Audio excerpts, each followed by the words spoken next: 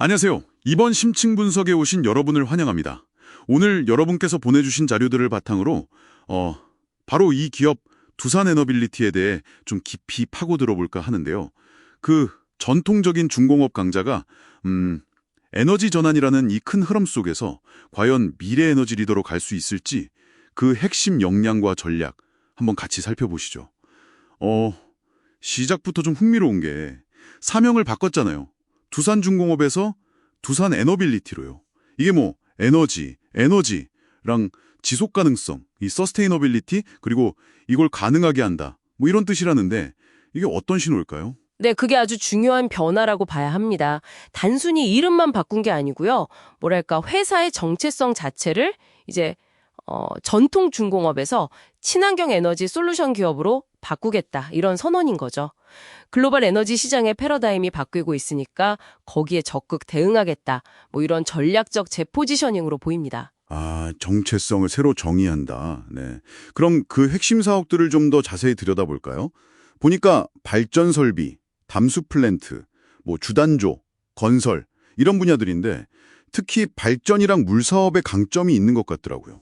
맞습니다. 특히 그 원자력 분야는 뭐 국내에서는 유일하죠. 원자로라던가 증기 발생기 같은 핵심 주기기 있잖아요. 그걸 직접 만들 수 있는 곳은 여기뿐입니다. 경남 창원 공장에 가면 17,000톤짜리 단조 프레스가 있어요. 이게 세계적으로도 정말 몇 대 없거든요. 17,000톤이요? 와, 대단하네요. 네, 이 엄청난 설비가 있으니까 다른 데서는 만들기 힘든 아주 크고 중요한 부품들을 만들 수 있는 거고요. 이걸 기반으로 해서 글로벌 원전 시장에서 핵심 부품을 공급하는 뭐랄까 반도체의 파운드리 같은 역할을 하겠다는 거죠. 원전 미의 파운드리. 비유가 확 와닿네요. 여기가 정말 흥미로운 지점인데요. 미래 기술로의 전환. 특히 그 소형 모듈 원전, SMR 투자도 아주 활발하더라고요. 뭐 미국 뉴스케일 파워나 엑스에너지 같은 회사들이랑 손잡고 있던데요. 네, 그렇죠. SMR이 뭐 게임 체인저다, 꿈의 에너지다 이렇게 불리잖아요. 2040년까지 시장 규모가 한 400조 원 이상으로 커질 거라는 전망도 있고요. 그러니까 미래의 핵심 먹거리로 보고 집중 투자하는 겁니다. 글로벌 SMR 파운드리가 목표라고 하던데요. 네, 맞습니다. 그리고 또 하나 주목할 만한 게 그 사양 후 핵연료 운반하고 저장하는 용기, 캐스크라고 하죠. 이걸 국내 최초로 미국에 수출했어요. 이것도 상당히 의미가 있습니다. 캐스크 수출이요. 네, 그러니까 원전을 짓는 것뿐만 아니라 쓰고 난 핵연료 관리나 뭐 나중에 해체하는 것까지 원자력 산업의 그 뒷단까지 사업 영역을 넓히고 있다 이렇게 볼 수 있는 거죠. 그렇군요. 그럼 기존의 화력발전 쪽은 어떻게 되는 건가요? 거기도 기술력이 상당하다고 들었는데요. 네, 맞습니다. 가스터빈 국산화에 성공했고요. 이게 국내 최초죠.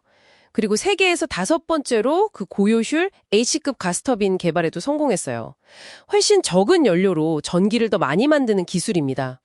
H급 가스터빈? 네, 바로 그 기술력이 이제 수소 시대로 넘어가는 다리가 되고 있는 거죠. 기존의 핵심 역량을 활용해서 탄소 배출 없는 수소 터빈 개발로 자연스럽게 이어가는 전략입니다.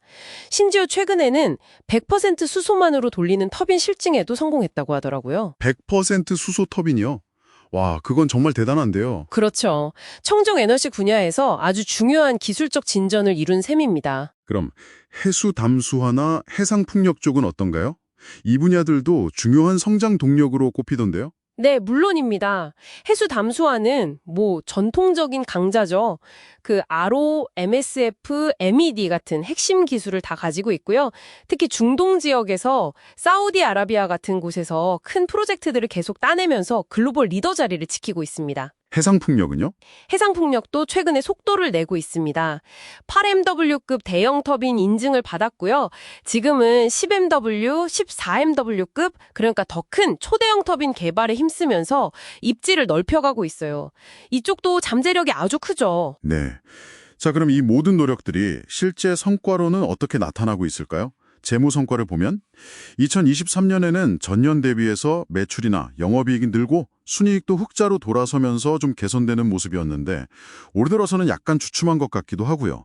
그런데 또 주가는 최근에 뭐 체코 원전 수주 기대감 이런 것 때문에 52주 신고가도 찍고 강세를 보이고 있단 말이죠. 네, 뭐 단기적으로는 실적이 좀 오르락내리락 할 수 있겠죠. 하지만 큰 그림은 역시 아까 말씀드린 4대 성장 사업, 그러니까 가스터빈, SMR, 신재생, 그리고 수소, 여기에 맞춰져 있다고 봐야 합니다.